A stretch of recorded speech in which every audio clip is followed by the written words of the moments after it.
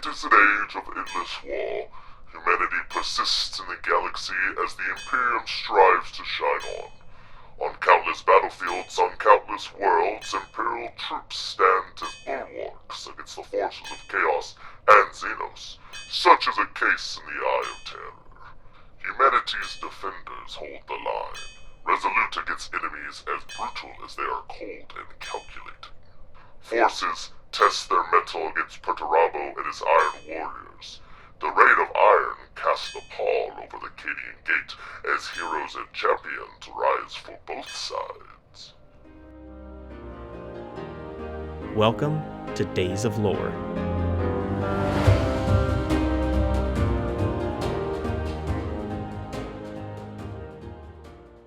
On today's episode, we will be going over the forces going to battle in the region known as the Cadian Gate, and what weapons and soldiers are at the disposal of the various commanders in the area. Hello everybody, and welcome back to Days of Lore. I am Ian, joined by Alex. Asher has abandoned us today. He's gone. I ate it. It's gone. He's having to take care of his child. Boo! Boo, children! Learn more about tiny plastic models. All right, well, Alex, today we're talking about the Cadian Gate, and we're going to be talking about the Iron Warriors a little bit. So, what do you know about the Iron Warriors? Well, the Iron Warriors are one of the original Space Marine legions that turned traitor during the Horus Heresy. Tired of the olden days where they did all the work and won glory for everyone else, now they want to be the masters. They even want to show mastery over the warp. They love to cram demons into machines and tell them what to do. Examples of this can be found on the tabletop in units like Mutilators, Obliterators, and Defilers. They do not worship any Chaos God in particular, but whenever the Iron Warriors pledge to one of the four Chaos Gods, it's almost always as a transaction. The interesting thing about the Iron Warriors is they are perhaps the most intact legion left from the Horus Heresy. They retain their same formations and military structures from the Great Crusade. The Iron Warriors are stalwarts on the battlefield, albeit paranoid, a curse inherited by their Primarch Perturabo. They're cold, calculating, meticulous, but, above all, brutal. In the age of the Great Crusade, the Iron Warriors loved long-range bombardments to weaken their foes before marching forward in lockstep in a wall of ceramite and cold ruthlessness. Now that resources are scarce for the traitors, they throw wave after wave of expendable cultists and traitor guardsmen to wear down the enemy and waste their ammo before scores of legionnaires, mutilators, and obliterators commit to the field. In order to keep their numbers, the Iron Warriors recruit potential Space Marine replacements from the worlds and battlefields they have conquered. These new recruits undergo intense trials and tribulations to weed out the weak. In the height of the Great Crusade, the great companies of the Iron Warriors held thousands of Space Marines. Today, the largest of the grand companies may only be able to consist of dozens of warships and hundreds of Chaos Space Marines, supplemented by thousands of cultists and traitor guardsmen. All right, thank you for that brief introduction into them. Brief. Yeah, very brief. Is there anything else you personally know about the Iron Warriors? I do, but I don't think I'm allowed to talk about it on this. Oh, the Diminkilabo. Yeah, that's the only other thing I know. Oh, okay. Well, I mean, that's kind of the thing about the Iron Warriors. They're just there. Yeah, they tend to be like they're bad guys and they're kind of villains, but that they haven't really caused an uproar like the Black Legion has. Yeah, and they just don't have the flair like all the other traitor legions have. It's so interesting too because they are unique in the way that they do stuff, but I think that their uniqueness comes from them being so consistent. Yeah, which is boring. It really all just goes back to their Primarch, Perturabo. He basically just doesn't even really like them, like his sons, doesn't he? They're like a means to an end, pretty much. Yeah, and Perturabo, so the Iron Warriors are the 4th Legion. That was their designation when they were still part of the Imperium. And they always had a rivalry with the Imperial Fists, because the Iron Warriors are known for siege warfare, like Alex mentioned, and the Imperial Fists are known for their defensive structures. Because they were so similar, it always came to a head during the Horus Heresy between Perturabo and the Primarch of the Imperial Fists, Rogel Dorn, that they were always trying to one-up each other. Well, it was more like the Iron Warriors were trying to one-up the Imperial Fists, but the Imperial Fists were just always better. I think also the Emperor had a tendency to send the Iron Warriors to go, like, deal with basically the most monotonous battles. Yeah, they definitely got all the dirty jobs.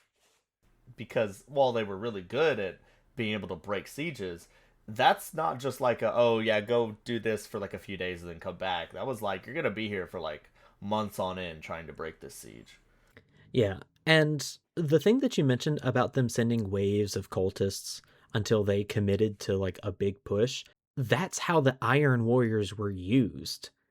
They were the ones to do the long, drawn-out, probably years-long sieges on planets, and then when the Emperor checked in and he said, "Hey, Perturabo, how's the siege going?" And Perturabo's like, "Hey, the defenses have almost broken. We're about ready to go." Emperor's like, "Cool. Commit everybody else. Here's some other legions. Here's the Luna Wolves. Go forth." And the Luna Wolves got all the glory. They got the final victory when it was the Iron Warriors who were doing all the work. Yeah. They were literally like what's the guy who did Dirty Jobs? By Mike Rowe. And he like went around and did like dirty jobs. That's basically what Perturabo was. Like, he went around doing all the Emperor's dirty work. And of course he would harbor a grudge against the Emperor. Yeah. And Perturabo really was the tool that the Emperor used. And first and foremost, you got to know about Perturabo. We've already mentioned it. He hates Rogel Dorn, the Primarch of the Imperial Fist. Absolutely hates him. And I don't even think it's like a mutual hatred either. It's just like, he just was jealous. It was literally pure jealousy. When the traitors failed at the siege of Terra, failed at killing the Emperor fully, it was the Iron Warriors who were the first to quit the field, because Perturabo realized, hey, it's not going to work. And he quit at the last minute, man. Well, it was more of Perturabo knew that the plan wasn't actually going to work due to his, he was the best at sieging, and Horus was just like, oh, crap, we need to just siege Terra now, while they're when they're not expecting it. And of course Perturabo was like, that's not how you do sieges. This isn't the best. You're gonna lose. And that's what happened. Which is funny because it's like a chicken or the egg thing. It's, did they lose because it was a bad plan, or did Perturabo kind of make it a self-fulfilling prophecy by removing his troops from the battle, and that made it fail? Who knows? When Perturabo retreated into the Eye of Terror, he found a new homeworld, Medrengard, and he stayed there for thousands of years, just sitting and stewing. And even on the way back, retreating from Terra, he was in his own little room on his warship, and he took his warhammer and he just destroyed everything in his room. He had a temper tantrum because he's like, how could we lose? He's just crying about it. So he goes back. Baby. Yeah, he's a big baby. He goes back. He goes into the warp. He's sitting there on Medrengard in his own little sanctuary, the Calassicon, like we talked about last week. And he has been going over the Siege of Terra the entire time. He dwells on his failure, and he's been festering in the warp. And we've talked about how the warp will change you and magnify things about you. It doesn't just corrupt you. Like, I think I've mentioned this before. If you're a really good pilot, if you're in the warp, you might get melded to your seat. And so you're always going to be a pilot. Well, Perturabo has been sitting there and analyzing and hating and resenting to the point that he has become a being of pure hatred and resentment. And he's so analytical and obsessive, he dwells on these failures of the Siege of Terra that when he walks, clouds of steam and smoke follow him, filled with cogs and blades, reflecting his inner mind. Because what you think of in the warp is reflected in the warp, and it manifests. And because he has been there so long and is so extensively a demon Primarch, he's actually kind of trapped in the warp. He's not able to enter the material world. So at this point, he's more emotion than he is man anymore. I think it's a majority of the demon Primarchs tend to have their emotions kind of form their beings. I think Magnus has the most control over his form than anybody else. Yeah, well, he's like a feared psyker. But, like, they all seem to have their, like, the way they kind of act kind of emphasized by their forms. Yeah. One of my favorite stories about Perturabo in the way, because he's very quick to anger. That's, like, his whole thing. One of my favorite stories is him showing a plan, and I think it's Fulgrim is there, and he's showing this plan to Fulgrim, and he basically tells Fulgrim, "Hey, look closer," and Fulgrim looks closer, and he just takes Fulgrim's head and, like, bashes it against the war table. Because he's, I don't know where it's from. I'm pretty sure it's from a Horus Heresy book or something, or no, it might be from another 40k book. But it's just one of those funny moments where he's just like, stupid. I think I remember hearing of that story. Perturabo has been here, and like you mentioned earlier, he knows that Horus made a mistake with just his ramshackle sprint to Terra. Horus went because the Ultramarines weren't there, right? Like, he managed to block off the Ultramarines from getting there. Yeah, and it was a race to beat the Ultramarines to Terra, which he did, but he was going to lose anyway. But he didn't expect Sanguinius. How'd that work out for him? I don't want to talk about it. I want to cry. But next episode, we're going to mention how Perturabo has a new plan to make his way towards Terra that is going to be better than just that quick jab that Horus tried to do. Every good commander needs a good sub-commander. And to help him enact his plan, we know that the Iron Warriors have warsmiths. And there's a lot of warsmiths. Each one has their own grand company. And the Grand Company of Kravik Morn is the 17th. And Kravik Morn is a warsmith known as the Architect of Ruin. He has been tasked with leading out this first little charge for Perturabo. Now, some Iron Warriors like orbital bombardments, others like artillery. Kravik Morn prefers brutal frontal assaults that overwhelm defenders. He wears Cataphracti Terminator armor, classic Cataphracti Terminator armor, called his Iron Mantle. He has a thunder hammer named Last Argument that he himself made.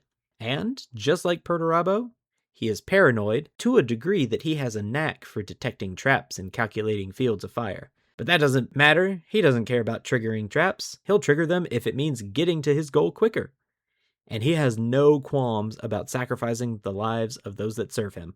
This is the perfect person to lead a full frontal charge out of the Eye of Terror through the Cadian Gate and begin Perturabo's plans for domination. Something that I like to mention is he has a personal Terminator bodyguard called the Adamant Eternals, and they are sworn to him, and he does not care about them one bit. He will sacrifice them for anything. They're like a convoy crew. They all ride around in Land Raiders. Kravik Morn's personal Land Raider is called Harpaxis, and that'll come in later. So there are other Iron Warriors engaged in battles elsewhere in the galaxy, and this next guy, I feel, should hold a special place in your heart. This is Warsmith Zagra, the Grand Marshal of Ruin, and he was a character that was created for White Dwarf issue 484. And this was part of the Arcs of Omen series at the end of 9th edition. The invasion of Loom 4, which is covered in the White Dwarf issues 486 to 488, contain a battle between the Blood Angels and the Iron Warriors. Ooh. Yeah. White Dwarf 487 is the OG Sanguinary Priest and Blade Guard combo, because the new Sanguinary Priest model hadn't come out yet. Yeah, it was the old one, which honestly looks better than the new one. The guy that had his in this one, he kit bashed it using parts from a Judiciar, and I swear it's gotta be an old apothecary backpack, because it's got the one that the new Sanguinary Priest has. It's got like the little like temple looking flashlight on it and the big bulb flashlight.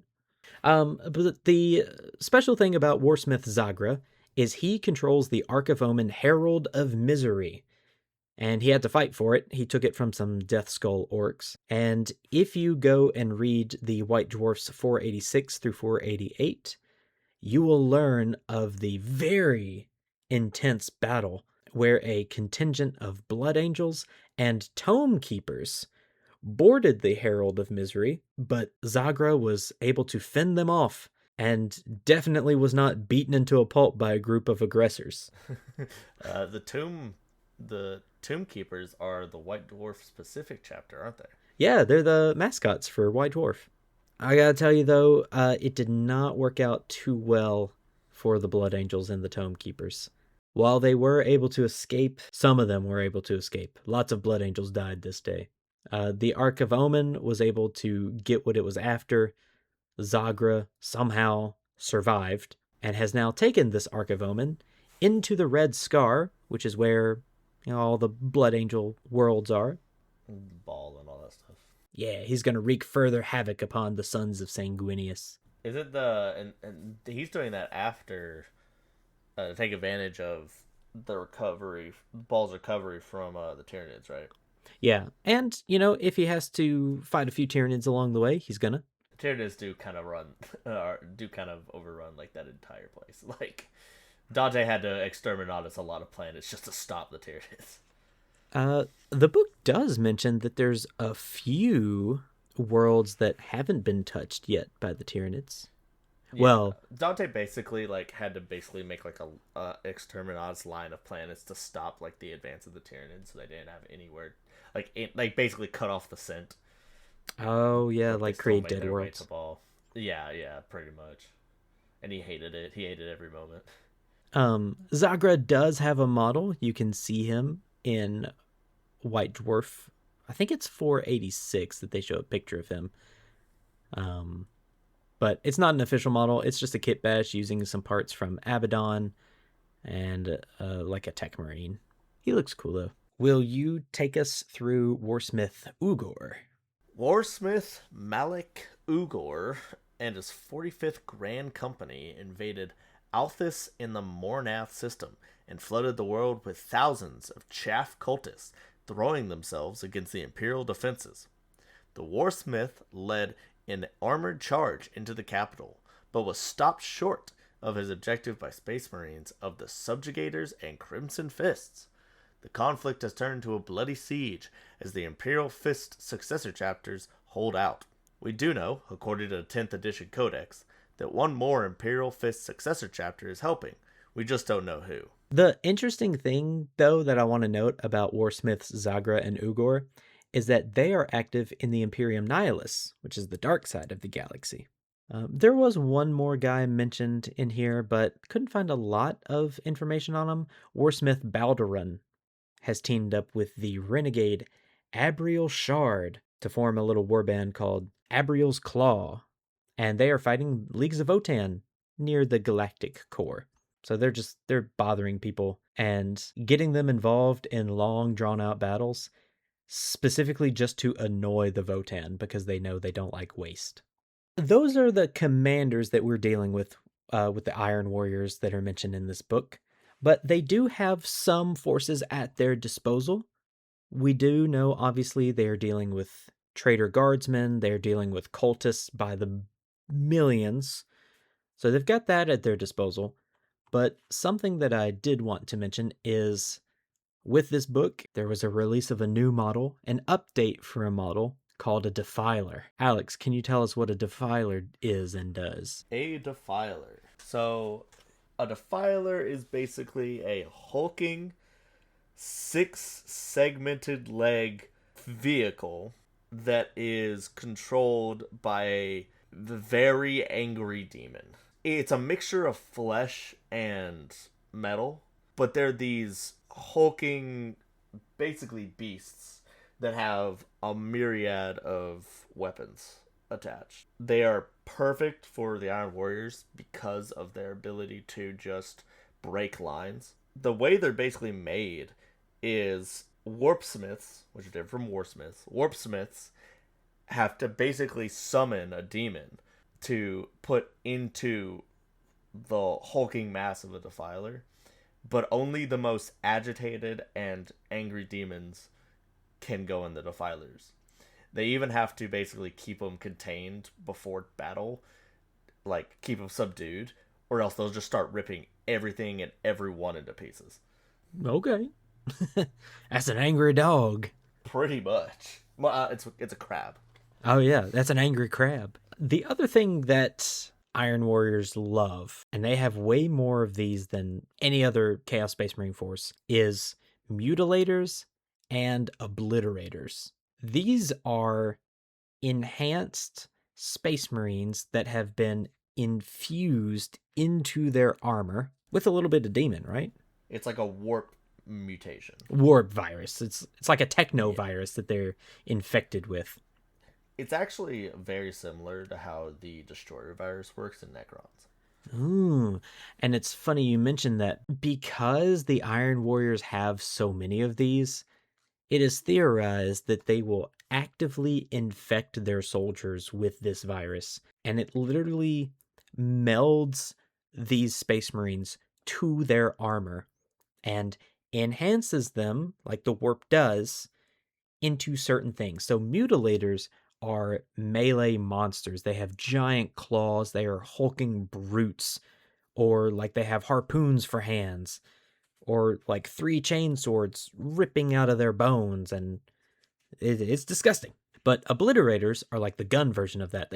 Isn't obliterators, they have the power to basically make any weapon that they want in a moment for a specific job. Yes.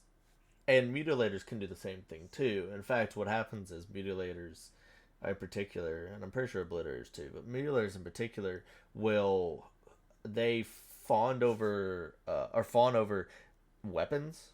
So they love collecting melee weapons they can do more damage with. Now, the way this works is when they get weapons, somehow they can get them to fuse, and in a moment's notice, they could switch like their weapon that they want, and it like cracks their bones and maneuvers their skin, and this weapon just kind of comes out of nowhere out of their arms.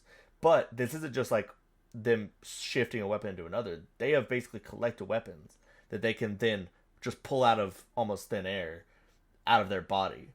It's like Wolverine. Of whatever, yeah, like whatever they need. Ugh. Nasty things. And they're effective on the tabletop too. Yeah, I mean, the cool part about the way that their melee works is that whenever they attack, you can choose 3 different ways of attacking. It's one weapon, but you choose 3 different ways because it represents them being able to choose whatever weapon they need whenever they need it. Is there anything else we're missing on the trader side? They didn't talk about Chaos Knights, surprisingly. Yeah, I found that interesting. We will talk about some. There are a few Chaos Knight households that have pledged to Perturabo and are serving with Kravik We do know that there are about 35 lances of Chaos Knights. So a lance, it could range from 1 knight to about 5. So there are 35 lances of Chaos Knights that are following around just Kravik Morn as he's going to do this. But the biggest thing is Kravik Morn has 20 Titans just in his army. That's a lot of Titans. Yeah, 1 Titan is a lot. And Perturabo has moved his political weight around and made 20 of these suckers follow his little vanguard force out of the Eye of Terror. Following Kravik Morn and a few other war smiths are countless numbers of Dark Mechanicum forces. So these are just like our Adeptus Mechanicus. These are like the engineers, but they are the ones running some of these siege engines. Their version of a regiment is called a macroclade. And so there are 15 macroclades following around alongside the Iron Warriors, and a bunch of covens. So these are sorcerers and acolytes, the ones who cast spells and stuff. The Dark Mechanicum perfected the new Defiler chassis. To note on the model itself, on the very back of it, it's got a Dark Mechanicum logo etched into it. Oh, I didn't know that. Yeah, if you look on the very, very back of the Defiler, you know, normally where like a Dreadnought might have like the big the Mechanicum logo, like on the back. It's the same thing, but it's a Dark Mechanicum logo on the back of the Defiler. That's cool. So those are the forces of chaos that are going to go to battle in our next episode. We're not going to get to the battle yet. That's next episode. Now, it's time to talk about the defenders of the region. Since you just mentioned the Dark Mechanicum, I'm going to start with the brighter Mechanicum. They're still pretty dark and dreary folks. They're definitely not the nicest. They definitely are not. And them talking about it in this book definitely paints them in a certain light. Yeah. Especially when it comes to the survivors of the Fall of Cadia. Oh, yeah. Yeah, I think we mentioned that last episode where the Forge World of Agrippina was like, hey, come on, refugees, we'll take you in. Put this helmet on real quick. Become a servitor in our army. No. And if you don't want... It's like, what was it? It was like you could either become a servitor or... Like starve to death? Decide to... No, it was you could become a servitor or you can leave and still become a servitor. Oh, yeah, they'll make you anyway. Yeah. Agrippina is odd because it is a Forge World that has been tasked with helping defend the Cadian Gate. And since Cadia fell, the forces of Agrippina have been very spread thin. Now, something that is interesting about them is they specialize in aerial attacks. They don't have any knights or titans on Agrippina itself. They might have one knight, but most of their speciality comes in aerial attacks. Agrippina has many, many squadrons of Archaeopters, especially the Fusillade and Stratoraptor variants. Fusillades are bombers, and Stratoraptors are equipped with heavy blasters like las cannons. These are heavy-duty stuff. So this is what they use to fight Titans instead of other Titans. Okay, it's time to talk about Thulia Gould, the Archmagos Terminus, also known as the Fire of Mars. She is an Archmagos of the Adeptus Mechanicus and a member of the Ordo Reductor, which is a subcult of the Adeptus Mechanicus that focuses on destruction and warfare. They especially love being heavily armed and armored, big constructs and heavily armed servitors. But Archmagos Terminus Thulia Gould is crazy about perfecting war, and she specifically dislikes Belisarius Call, and she sees him as wasteful, because she thinks that everyone's focus should be on destroying the Omnissiah's enemies instead of all this research and whatnot. The Scutari, those foot soldiers, they love her because of her focus and will towards defeating their enemies. They will actually flock towards her and will sometimes even abandon the hierarchy that has been set for millennia in Mars culture. She can just walk down the street and another Magos will just be standing there with his bodyguard, and his bodyguard will leave him. She's just that cool. Yeah. I mean, she has a cool looking cane too. Another cool thing about the Ordo Reductor is that they love ancient technology. And Gould has personally collected ancient weapons of exterminatus level destruction, or built her own from partial blueprints of STCs, which a lot of Adeptus Mechanicus would see that as tech heresy, but for her, it's justified, because she's a good guy, and she just wants what's best for destroying the enemies of the Emperor and the Omnissiah. Some of these devices are very small, no bigger than the tip of your finger, while others are Ordinatus engines. And Ordinatus engines are Titan killers. Probably the most famous Ordinatus is the Ordinatus Armageddon, which is just a giant cannon. It's like a train cannon. Think the Gustav gun, if you've ever heard of that. Yeah. However, her most prized possession is something that she never leaves home without, and that is her ranged weapon from the Dark Age of Technology. If you don't know Dark Age of Technology, that's before the Golden Throne was built. Or like during its technology from the Dark Age of Technology. Is it Dark Age also during or immediately after the Men of Iron? Yes. Oh, and if she, I'm sure she's got some of those at her disposal as well. She's just like dressed them up, I guess. Either that or she doesn't even know what they are. Oh yeah. But this thing that she has is a Jericho-class conversion resonator, and it is capable of sending shockwaves that blast holes in fortress walls or land raiders, or make entire squads of soldiers just vanish in the destruction. This and her Rod of the Warforged are potent weapons as they are symbols on the battlefield.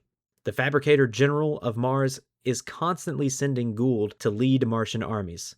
One, because she's one of the most capable leaders in the Imperium. Second, he wants her away from Mars so she can't keep gaining political power. But third, and my favorite reason, is that she just loves to test these weapons that she makes, and she'll just blow up pieces of Mars, and on multiple occasions has blown up other Tech Magos' homes or laboratories. I was gonna say my favorite part about that is that every time that she does and they like scold her for it, she goes like, well, they did something wrong, so they were in my way. Yeah, she never apologizes. Yeah. She's awesome. But now she has been tasked with a mission of the utmost importance. Defending Agrippina, because the Forge World's defenders are spread thin across the Cadian Gate, which is definitely an error that she noticed. And she pledges victory. And if she just so happens to find some ancient technology at this old Forge World, then all the better.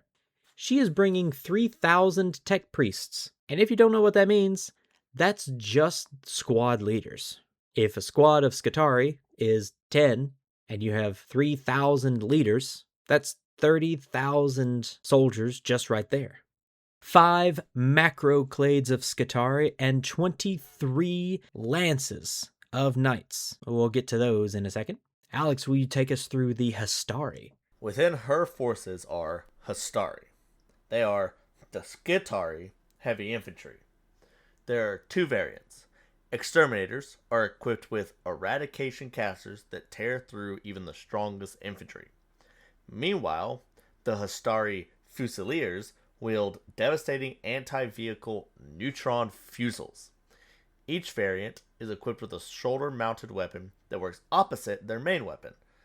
The anti-infantry Hastari have shoulder-mounted anti-vehicle weapons, and the Fusiliers have the opposite. It's actually funny because looking at the datasheets, the ones that have the anti-infantry weapons that are like really powerful anti-infantry weapons, they have like tiny las cannons on their shoulder. Oh, wow. Yeah, it's anti-vehicle 4 on their shoulder-mounted weapons. Jeez. Yeah. It wouldn't be the Adeptus Mechanicus if we didn't mention knights. And within this book, a new knight variant was released. The Knight Destrier. Do you want to talk about this one? Compared with the bigger ones, the actual knights, these Knight Destriers are small, lightweight knight chassis that prioritize speed. They have rocket boosters on their back and excel at charging into melee combat. They are able to brave battlefields that are too much for armigers. The most impressive weapon a Destrier can have is the Thundershock Spear, a rocket-assisted power blade lance. These may be small, but they are mighty war engines that punch up like no other.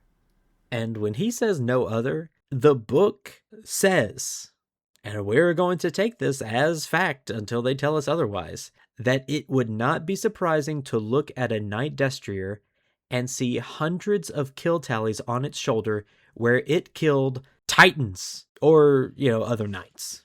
It's a big old...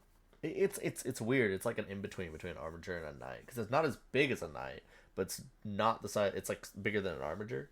So it's like this weird middle ground. And ironically, it's like the fastest one they have. This rocket powered spear it can retract and then punch forward. So it's a titanic killer. It kills knights, it kills other destriers. It can even punch a hole in the leg of like a warlord titan, and they've been known to do so. Isn't this also the same weapon the Knight Lancer has? I guess for the Cerastus Knight, it's a lance, so it's just longer. The thing that makes the spear different is it has a blade at the tip. But it's cool. I still want one. It has the coolest mask, like face shield, in my opinion. And just something cool that we've mentioned so far, the models that we got that came along with this book, the Defiler and the Mutilators, those were models previously, but they just got updated. However, the Histari and the Night Destrier are completely new. We know in the Cadian Gate there are 4 active night houses that have joined Archmagos Gould's relief force. House Tyrannus has sent 15 Night Lances under the command of Baron Tyrven, and they have served with the Archmagos for over a decade. Among this house, is really cool, are the Banishers, which is a trio of Knight's Destrier pilots who are all triplets themselves. They're sisters. Oh.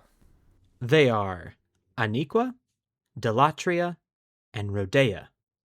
They strike with a precision and speed only capable from the unity that they have with each other and the ancestors of their knight thrones. In case you don't know, there is part of every previous pilot of a knight inside the throne. So each time you plug in, there's all these ghosts around you helping you pilot this thing, and the machine spirit within. If you'd like to know more about how like knights and knight households and the whole way the knight system works with pilots, highly suggest Assassinorum Kingmaker. Goes into a lot of depth on that. It's a really good book. The next house that we have is House Raven, next with its 8 lances, directed by Baron Randall and his knight valiant Impenetrable. And these are angry fighters because they lost their homeworld long ago, and so they're always like they have nothing to lose. And so Thulia Gould keeps them in reserves for when things get desperate, because she knows they'll fight even harder. Next is a house that has already been defending this area. House Krast is defending the Thracian Primaris sector. Baroness Hester Krast has divided her lances between Durst's Reach, Messina, Thracian Primaris, and regularly sends sallies to fight the Death Guard on Angelisar. Another household that has been in the region since the defense of Cadia is House Hawksshroud. Their motto is, "No request for aid shall be denied." Sir Rygar stands vigilant in the defense of Gudrun, while more lances have been brought in to bolster Agrippina's defenses. And now there are a few more commanders and assets in this region mentioned in the book. We are going to go more in depth with these next episode, but we just want to introduce them today. First, we have Canak Var, the Iron Captain of the Iron Hands clan Avernai. Space Marine chapters are divided into companies. The Iron Hands call them clan companies. Clan Avernai is the first company of the Iron Hands, the veteran company. The Iron Hands are known for their body modifications. Canak Var has taken this and turned it up to 11. The only flesh visible on his model is his left eye, and that might be all that's left of the original. His cybernetic left leg belonged to Iron Father Garmin. His bionic arms and augmented hearts are said to have been crafted during the Horus Heresy. Even his Terminator armor is enhanced with a logic engine called the Cerebrix. It interfaces with his cybernetically enhanced brain and allows him to process information at a rate impossible for unaugmented Space Marines. He is followed by 2 Servo Skulls, Dextrum, and Sinistris, who act as extra eyes and recorders. Such a great warrior is an obvious choice to reinforce the beleaguered defenders of Agrippina. It also helps that the homeworld of the Iron Hands, which is Medusa, is right next to the Eye of Terror. And also the Iron Hands are very much, well, they do believe in the Emperor, of course. They also believe in the Omnissiah, as they are like kind of entwined with the Cult Mechanicus. Next, The two most important commanders in the entire... Yeah. Just put the fries in the bag, man. Put the fist in the face, man. Darneth Lysander, 3-time first captain of the Imperial Fists. Did you know that he's been first captain 3 different times? How does that happen? Okay, I'll tell you. First, he was a captain of the second company. So he was like in charge of all the intercessors. And there was a battle where his company was in charge of placing teleport homers in this big siege that they were doing. And teleport homers are used for terminators. Well, the lore says that some cultists and some rituals were done which disrupted the teleportation of the terminators. Definitely wasn't because Darneth Lysander messed up setting up this teleport homer. Well, what had happened was, the captain of the first company, Cletius, half of his body was teleported into a mountain wall. And he died immediately. What a way to go. But he made sure to hand his Thunderhammer, the Fist of Dorn, to Lysander. And so, given this, he was promoted to Captain of the First. And then later, he was aboard the strike cruiser Shield of Valor. And then it disappeared into the warp, and he was thought lost forever. Lysander and his warriors were added to the Roll of the Fallen, and an alabaster statue was raised in the Hall of Heroes aboard the Phalanx. But then, 1,000 years later, the Shield of Valor returned over the planet Maladrax, which, unfortunately, was a stronghold, or is a stronghold of the Iron Warriors. Lysander and a few of the Imperial Fists were imprisoned by the warsmith Shantu, and only Lysander survived. He escaped and returned to his chapter. And they're like, "Whoa, have you been corrupted by the warp?" And he's like, "Nah, man, I'm good." And then they make him captain of the First again.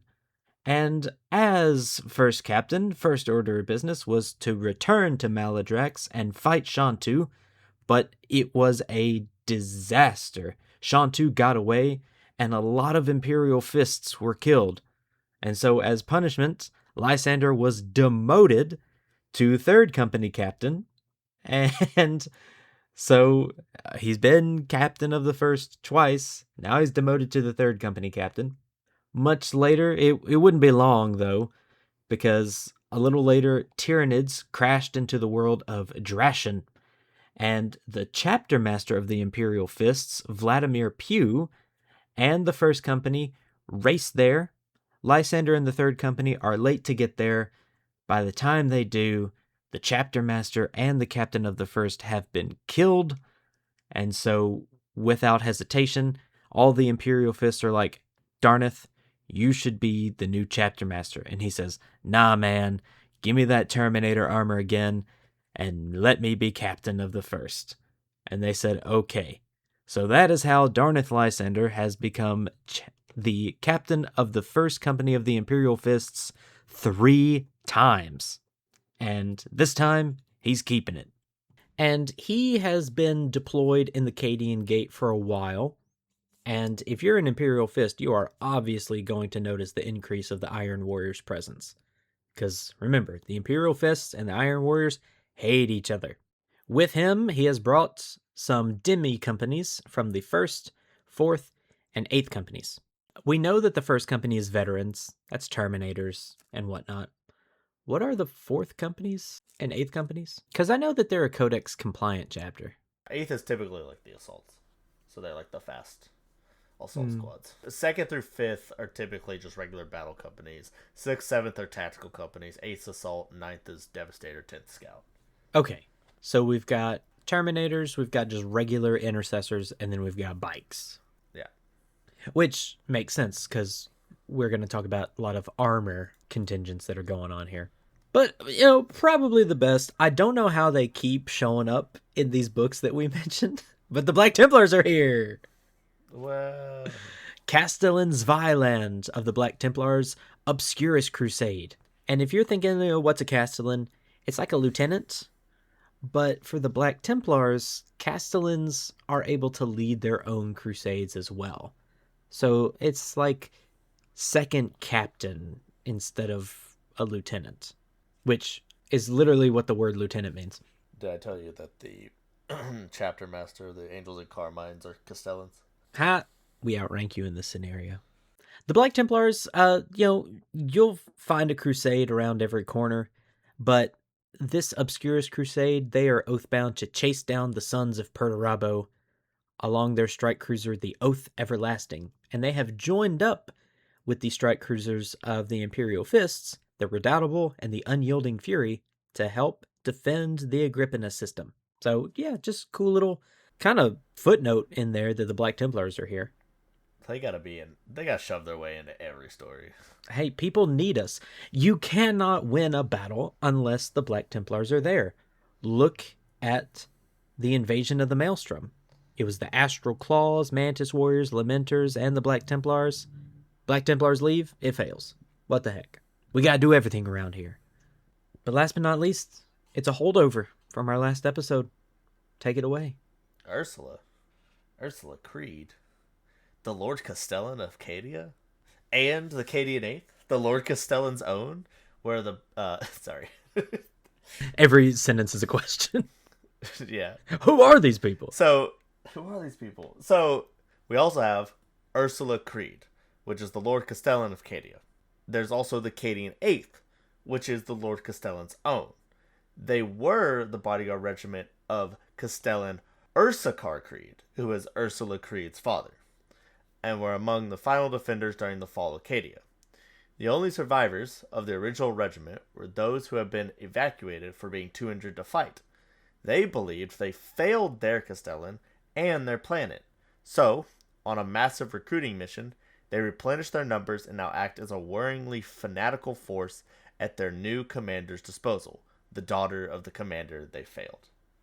Among those forces, particularly Ursula's forces, are 7 Cadian regiments, including the Cadian 8th, 5 Thernok regiments under Het Major Vorhilen Dresk, the Planetary Defense Force, which is 200 mustard banners and 80 scratch companies, Sisters of Battle, 12 missions from the Order of Our Martyred Lady, and Knights, which there were 4 more lances to add to Gold's lances from House Iridis Essica. And there you have it, folks. The forces at hand within the Eye of Terror and the Cadian Gate that next episode are going to do battle on an epic scale. This will be a lot more involved than the battle that took place on the Maelstrom. Yes, definitely. It's not a hit and run. This is a slow, methodical push, and everybody's going to be involved. Hot dog, is it going to be interesting? I think so, because we've got, it's not just ship-to-ship combat. We've got regiments on regiments of Imperial soldiers. We have Skitarii, we have cultists, Black Templars, Iron Hands, Imperial Fists, and we've got Iron Warriors who hate all of them. Plus, we've got Titans and Knights that are about to do battle. And we have an Ark of Omen or 2 thrown in there. And don't forget the Castellan of Cadia, Ursula Creed. Yes, Hero, which haven't heard a lot about her recently. No, I haven't heard a lot either. I know, of course, she has a model. And I know that Ursakar is with a certain wacky little robot. Yeah. Which you can see Ursakar Creed if you watch Hammer and Bolter. Well, thank you everybody for listening. This has been our episode over the forces and commanders within the Cadian Gate, and we'll see what happens to them next week.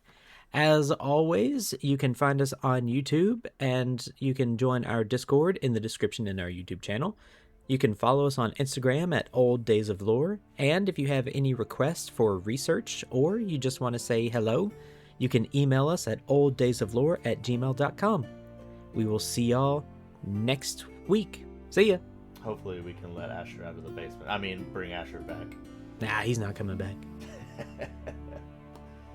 Bye.